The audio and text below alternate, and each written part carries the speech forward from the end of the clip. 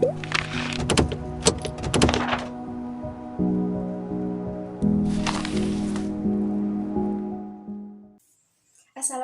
warahmatullahi wabarakatuh.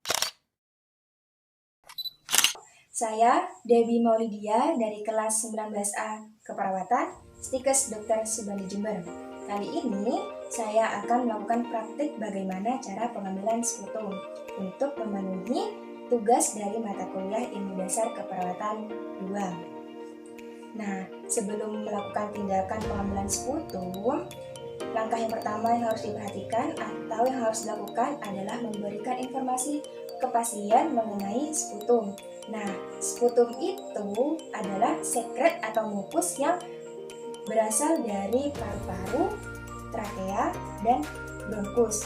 Nah, biasanya nih orang-orang awam bilangnya sputum itu dahak. Nah, tujuan dari pengambilan sputum atau dahak itu sendiri yaitu untuk mengetahui apakah di dahak tersebut terkontaminasi oleh bakteri yaitu Mycobacterium tuberculosa, yang indikasinya yaitu untuk mendiagnosis adanya tuberkulosis. Nah, biasanya tuh orang-orang awam bilangnya TB paru, atau untuk memantau perjalanan pengobatannya. Biasanya obatnya itu pemberian obatnya itu OAT atau obat anti tuberkulosis. Nah, di sini saya sudah mempersiapkan alat-alatnya. Yang pertama ada sarung tangan, yang kedua ada tisu, yang ketiga ada air putih, yang keempat ada masker. Mohon maaf sebelumnya saya tidak menggunakan masker karena takut suara saya tidak jelas. Yang kelima ada spidol, diusahakan spidol permanen ya. Spidol ini difungsikan untuk memberi tanda atau label di pot sputum nanti. Nah, di sini saya menyediakan 3 pot sputum. Dari masing-masing pot sputum ini fungsinya berbeda-beda. Jika sudah ada 3 pot sputum, berarti ada 3 kali pengambilan sputum atau dahak. Nah, untuk pot sputum yang pertama, kita beri label yang pertama, yaitu diberikan kepada pasien pada saat pasien baru datang ke unit kesehatan. Dan yang kedua, untuk pot sputum yang kedua diberikan kepada pasien pada saat akan pulang, dan diberitahukan kepada pasien bahwa untuk pengambilan sputum yaitu dilakukan pada pagi hari setelah bangun tidur, yang artinya tidak boleh mengonsumsi apapun setelah bangun tidur, contoh seperti minum, makan, merokok, atau bahkan sikat gigi. Nah, jika ada gigi palsu itu wajib dan harus dilepas terlebih dahulu. Kemudian di sini ada pot sputum yang ketiga. Pot sputum yang ketiga ini fungsinya yaitu pada saat pasien akan datang ke klinik kesehatan, yang tujuannya pada saat itu untuk mengantarkan pot sputum yang kedua.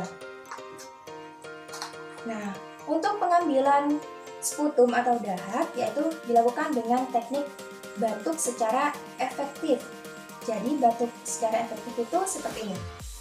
Tarik nafas terlebih dahulu, ditahan selama 3 detik, kemudian dikeluarkan melalui mulut.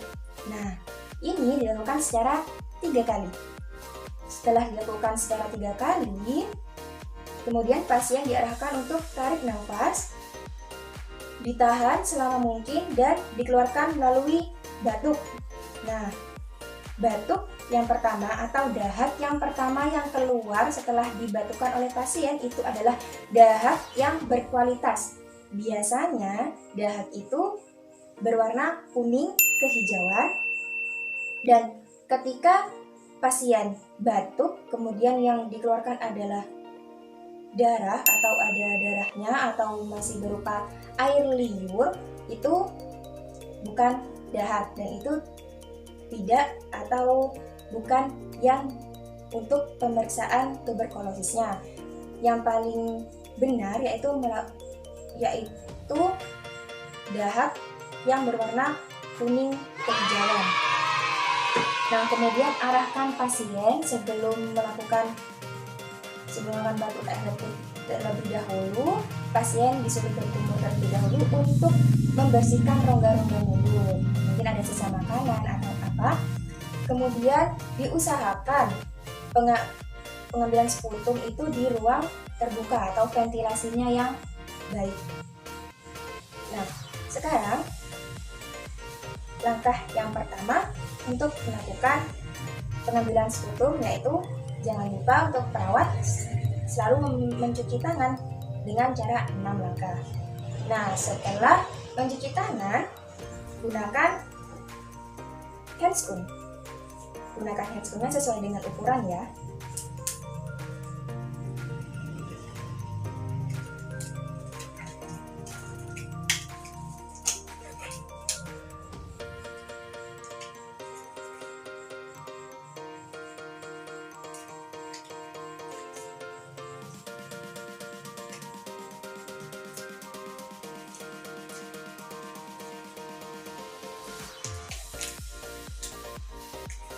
Nah, pada saat pengambilan sputum atau dahak, ketika dahaknya tidak keluar, itu bisa kita lakukan dengan banyak minum air putih.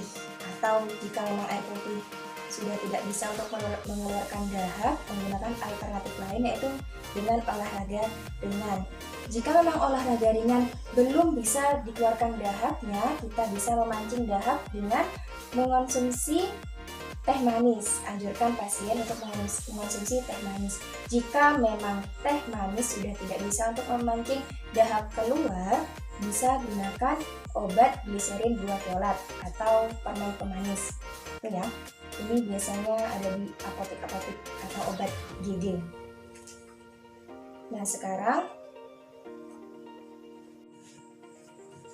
pada saat pengambilan sputum di rumah sakit biasanya diarahkan ke ruang laboratorium. Jika memang di rumah, bisa dilakukan pada ruangan terbuka atau ventilasi yang baik. Di sini saya sudah bersama dengan pasien saya, dengan Ibu Dila, benar? Dengan usia 25 tahun? Iya. Baik Ibu, di sini saya akan mengambil sputum atau dahak yang tujuannya untuk mendiagnosis apakah dahak tersebut sudah terkontaminasi oleh bakteri yaitu Mycobacterium tuberculosa atau mendiagnosis adanya tuberkulosis. Bagaimana Ibu bersedia? Jadi Bu, pertama-tama yang harus dilakukan adalah dengan cara batuk efektif. Nah, batuk efektif ini yaitu Ibu tarik nafas terlebih dahulu, kemudian ditahan selama 3 detik dan keluarkan melalui mulut. Dan ini dilakukan selama 3 kali. Ibu bagaimana, paham? Nah, setelah melakukan tarikan nafas pengulangan selama 3 kali, itu Ibu akan melakukan kembali tarikan nafas terlebih dahulu, ditahan selama mungkin, kemudian dibatukkan. Apakah Ibu paham? Paham. Nah, baik. Sesuai dengan yang sudah dijelaskan tadi di awal bahwa sebelum melakukan batuk efektif, alangkah baiknya yaitu minum air putih sebanyak mungkin. Baik Ibu bisa minum sebentar ya.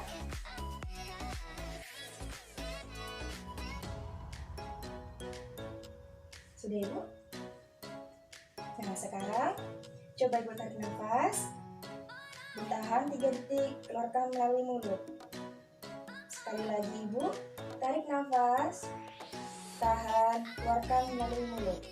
Terakhir, tarik nafas, tahan, keluarkan melalui mulut. Nah, dan ini yang terakhir untuk pengambilan sputumnya, yaitu tarik nafas Ibu, tahan selama mungkin, kemudian batukkan. Nah, jadi seperti itu cara pengambilan sputum melalui batuk efektif. Jika memang dengan cara batuk efektif tidak bisa memancing dahak keluar sesuai dengan yang diprosedurkan tadi, yaitu menggunakan dengan cara minum air putih yang banyak, yang kedua olahraga ringan, yang ketiga mengonsumsi teh manis, yang keempat mengonsumsi obat GG atau obat pemanis tadi. Nah, kemudian Ibu, ini pot sputum yang pertama sudah dilakukan pengambilan sputum pada hari ini. Saya beri label ya Ibu ya. Ini satu.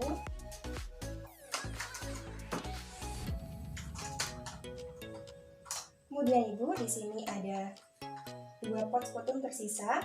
Nah, ini 2 pot sputum ini dibawa pulang. Untuk pot sputum yang kedua, ini bisa melakukan pengambilan sputumnya atau dahaknya pada saat baru bangun tidur. Ingat, pada saat baru bangun tidur. Yang artian yaitu Ibu tidak boleh mengonsumsi apapun seperti minum, merokok, atau jika merokok, atau makan, atau bahkan sikat gigi. Dan jika ada gigi palsu, harus dilepas. Bagaimana Ibu, mengerti? Mengerti. Nah, untuk prosedurnya, tata caranya sama seperti yang tadi. Atau jika memang dengan air putih sulit untuk dikeluarkan dahaknya, di malam harinya Ibu bisa mengonsumsi obat gliserin tadi. Bagaimana Ibu, mengerti? Mengerti. Nah, ini untuk pot sputum yang kedua yang dilakukan pada saat pagi hari. Nah, untuk pot sputum yang ketiga, ini Ibu ambil pada saat Ibu akan pergi ke klinik kesehatan yang bersamaan dengan memberikan ini kepada perawat laboratoriumnya di klinik kesehatan. Bagaimana Ibu, paham? Baik Ibu, terima kasih untuk perhatiannya. Jadi ini pot sputumnya dibawa, bisa ya?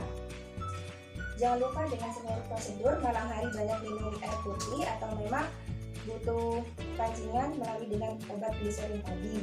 Dan diusahakan untuk pengambilan sputumnya dilakukan di udara bebas atau memiliki ventilasi yang baik. Bagaimana Ibu, paham? Baik, terima kasih ya Ibu ya. Nah, di sini sudah ada 2 pot sputum tadi yang sudah diantar oleh pasiennya. Di sini, jika pot sputum oleh pasien diantarkan ke perawat, nah biasanya di pot sputum atau pihak laboratorium itu memberikan belangko yang isinya nama, nomor rekam medis, dan alamatnya. Fungsinya itu supaya tidak tertukar dengan pasien yang lain. Nah, itu tadi tata cara pengambilan sputum yang dikeluarkan dari paru-paru, bronkus, dan trakea. Sekarang jangan lupa untuk tetap melakukan prosedur pertama, yaitu tetap membuka sarung tangan yang sudah digunakan. Kemudian dibuang di bengkok. Setelah membuka sarung tangan, jangan lupa tetap mencuci tangan sesudah dan sebelum melakukan tindakan. Baik, itu tadi adalah tata cara pengambilan spesimen sputum untuk mengetahui apakah di dalam dahak sudah terkontaminasi oleh Mycobacterium tuberculosa. Nah, yang terakhir, terima kasih karena sudah menonton video ini. Video ini ditujukan untuk memenuhi tugas dari mata kuliah Ilmu Dasar Keperawatan 2. Mohon maaf yang sebesar-besarnya jika ada salah kata ataupun salah tindakan. Wassalamualaikum warahmatullahi wabarakatuh.